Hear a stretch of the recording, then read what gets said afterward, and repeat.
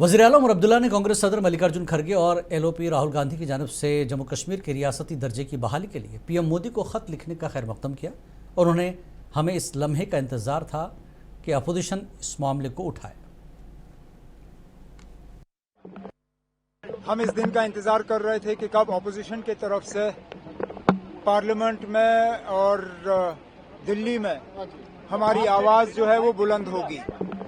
मैं खड़गे जी का और राहुल गांधी जी का शुक्रगुजार हूं कि उन्होंने मरकज़ के साथ जम्मू कश्मीर के स्टेटहुड का मुद्दा उठाया। हम कोई ऐसी बात नहीं मांग रहे हैं जिसका वादा हमसे ना किया गया हो। संसद में, संसद के बाहर, सुप्रीम कोर्ट में, पब्लिक फंक्शनों में बार बार हमें कहा जाता है कि जम्मू कश्मीर को स्टेटहुड दिया जाएगा एट द अप्रोप्रिएट टाइम।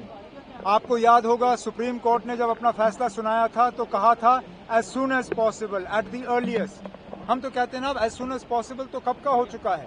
अब जल्द से जल्द जम्मू कश्मीर को रियासत का दर्जा मिल जाना चाहिए।